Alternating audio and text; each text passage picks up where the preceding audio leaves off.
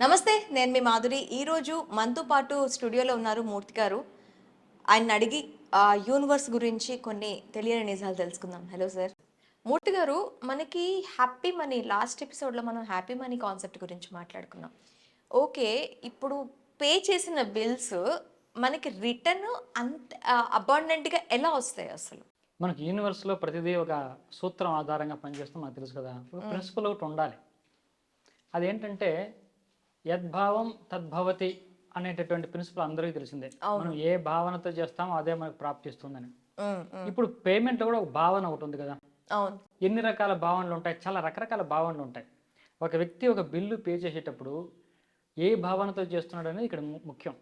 కొంతమంది అయితే నా రక్తం అంతా తినేస్తున్నారు, లాగేస్తున్నారు, జలగలాగా ఈడు పట్టుకున్నాడు.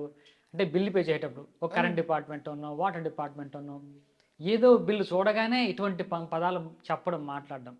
అంటే నిజంగా అంటే వాడి ప్రాణమే పోతున్నట్టు వాడు ఫీల్ అవుతూ ఉంటాడు. కొంతమంది ఏ ఫీలింగ్ ఉండదు, పాజిటివ్ ఉండదు, నెగిటివ్ ఉండదు. బిల్లు వచ్చింది, బిల్లు పే చేయాలి, పే చేస్తున్నాం.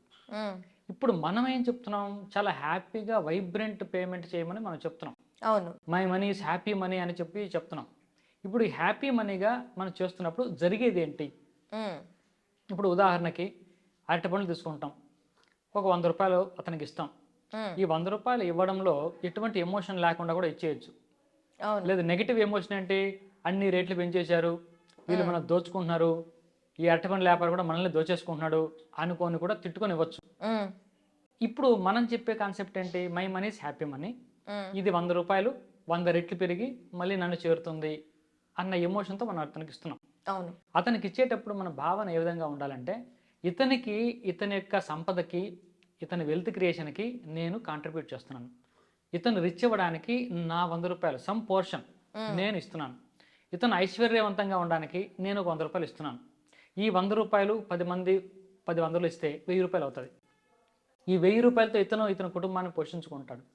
కాబట్టి ఇతనికి ఒక లైవ్లీహుడ్ నేను ఇస్తున్నాను. ఇతను సంపద పెంచుకోవడానికి నేను కూడా ఒక భాగస్వామిని అయ్యాను. కాబట్టి 100 రూపాయల్లో ఇంత భావన ఉంది. యద్భావం తద్భవతి అంటే ఇదే. నువ్వు ఏ భావనతో ఇచ్చావు, అతని ఐశ్వర్యాన్ని పెంచడం కోసం అని 100 రూపాయలు ఇచ్చావు. అదే నీకు వస్తుందని చెప్తున్నాం కదా, శాస్త్రాలు చెప్తున్నాయి కదా. నీకు ఏ భావన ఏ విధంగా ఉంటుందో అదే నీకు ప్రాప్తిస్తుందని చెప్తున్నప్పుడు ఇచ్చే 100 రూపాయలు కూడా అతని ఐశ్వర్యానికి దోహదపడాలి అన్న సత్సంకల్పంతో మనం ఇచ్చామనుకోండి, మనకు అదే ప్రాప్తిస్తుంది కదా. అవును. ఆ ప్రిన్సిపల్ అదే చెప్తుంది కదా. కాబట్టి మన పేమెంట్స్ ఎప్పుడూ కూడా చాలా ప్రేమతోటి వాళ్ళకు ఒక ఐశ్వర్యాన్ని క్రియేట్ చేస్తున్నాం. ప్రభుత్వానికి కట్టే ట్యాక్స్ అనుకోండి, ఈ ట్యాక్స్ పేయర్గా మనం చాలా గర్వపడాలి. ట్యాక్స్ పేయర్స్ వల్ల డబ్బుతోనే కదా ఈ ప్రభుత్వాలన్నీ నడుస్తున్నాయి. ప్రజలకు అందరికీ లేని వాళ్ళకి ఫ్రీ స్కీములన్నీ ఇస్తున్నాయి. లేకుంటే ఇప్పుడు మెట్రో ట్రైన్లో ఎంత డిస్కౌంటెడ్ ప్రైస్ అంటే అది. పబ్లిక్ ట్రాన్స్పోర్టేషను 20 రూపాయలు 30 రూపాయలకు అంత అవుతుందా? ఇండియన్ రైల్వేస్ చెప్పండి, విజయవాడ నుంచి హైదరాబాద్కి ఏసీలో ట్రావెల్ చేస్తే 700 రూపాయలు. అంటే మనం ప్రైవేట్ ట్రావెల్స్ 700 రూపాయలకి ఎవరైనా ట్రావెల్ తీసుకెళ్తారా? అంటే డిస్కౌంట్ ప్రైజే కదా అది. ఇవన్నీ చేస్తున్నాయంటే మనం ట్యాక్స్ పేయర్స్ ఇచ్చినటువంటి డబ్బు కదా అది. అంటే గవర్నమెంట్నే మనం పోషిస్తున్నాం. ఈ భావన ఎలా ఉండాలి, ట్యాక్స్ పే చేస్తున్నప్పుడు నేను గవర్నమెంట్కే నేను పే చేస్తున్నాను, గవర్నమెంట్ నిలబడడానికి. గవర్నమెంట్ నేను ఇచ్చే మనీతో గవర్నమెంట్ నడుస్తుంది. అవును, గవర్నమెంట్ పేమెంట్స్ అన్ని కూడా నా డబ్బుతో చేస్తుంది. నాది కూడా అంటే నా డబ్బు అంటే నా డబ్బేనా కాదు, నేను కూడా అందులో ఒకరిని. కోట్ల మంది ఇస్తున్నారు, అందులో నాది కూడా ఉంది కదా. ఈ భావన మనకు చాలా ముఖ్యం. ఈ భావనతో ఇచ్చినప్పుడు ఏదైనా సరే వృద్ధి చెంది మనకు వస్తుంది. యద్భావం తద్భవతి. ఈ ప్రిన్సిపల్ నమ్మితే మాత్రం ఇది అవుతుందని నమ్మాలి. ఓకే. కాబట్టి మనం ఏ భావనతో మనం పేమెంట్ చేస్తున్నామనేది చాలా ముఖ్యం. ఒకసారి మీరు ఇప్పటివరకు ఏ భావనతో చేస్తున్నారో ఒకసారి చూసుకోండి. మన పేమెంట్ వచ్చిన ప్రతిసారి కూడా, కరెంటు బిల్లు చూసిన ప్రతిసారి కూడా, ఏంటి కరెంటు బిల్లు ఇంత పెరిగిపోతుంది, ఇంత చేస్తున్నారు, ప్రతి నెలా పెంచుతున్నారు, రకరకాలుగా విసుక్కుంటూ తిట్టుకుంటూ పే చేయడం, దానివల్ల మనకు వచ్చేటటువంటి మైనస్సే ఎక్కువ ఉంటుంది. ఓకే. కాబట్టి ప్రతి బిల్లు కూడా హ్యాపీగా పే చేయండి. ఇప్పుడు బార్గెన్ చేయొద్దని కొంతమంది అడుగుతారు. అంటే ఇప్పుడు అరటిపళ్ళు 100 రూపాయలు చెప్తే 100 రూపాయలు చేయాలండి నేను బార్గెన్ చేయమని చెప్తా, బార్గెన్ చేయొద్దని చెప్పను. బార్గెన్ చేయాలి. డబ్బున్న ప్రతి ఒక్కరు కూడా బార్గెన్ చేస్తారు, అది తప్పు కాదు. మనం లా ఆఫ్ అట్రాక్షన్ ప్రాక్టీస్ చేస్తున్నాము, హ్యాపీ మనీ అంటున్నాము, కాబట్టి ఎటువంటి బార్గెన్ చేయకుండా డబ్బులు ఇచ్చేయాలా, బార్గెన్ చేస్తే మనం కంజూస్ అనుకుంటారేమో, అలాంటివి లేవు. మనం డబ్బుకి వాల్యూ ఇస్తున్నట్టు.